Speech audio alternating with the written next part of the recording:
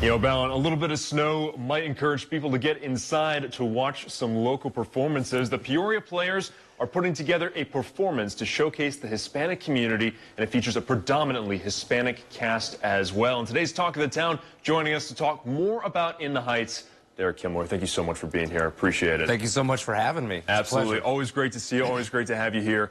This is a very distinct kind of musical. This is something in Lin-Manuel Miranda's catalog. A lot of people may know him from Hamilton.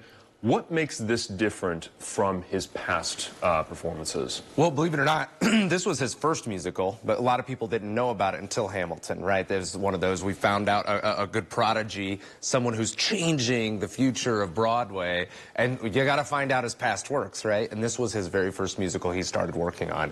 And so for him, it was his passion piece. It was his history. It was his own history of his generational pressure of coming to the United States for the American dream to make it and do better. Absolutely. Right? And there's a lot to unpack there, I'm sure. Yes. Many different facets of American life for different people.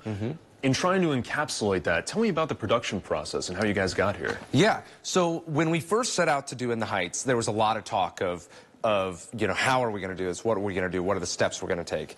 And so I worked very closely with a team of what I called my recruitment committee, and we spent 6 months going around and passing out flyers and getting out to the community, working with the Hispanic Chamber of Commerce in Peoria, and getting the word out in a lot of different ways, both in Spanish and English, because not all Hispanic people speak Spanish, and not all Hispanic people speak English. Sure. And so we got the word out, and we were able to open up a 2-month rehearsal process in order to get the cast full. We had about 43 individuals finally. We actually had auditioned way more than that.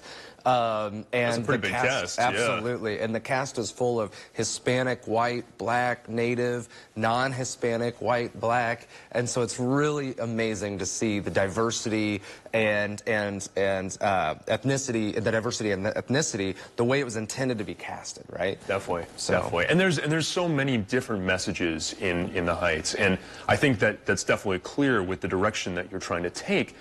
What do you want audiences to walk away with more than anything else after watching it? Yeah, absolutely. I think that we get in a rut and into our own bubble as individuals.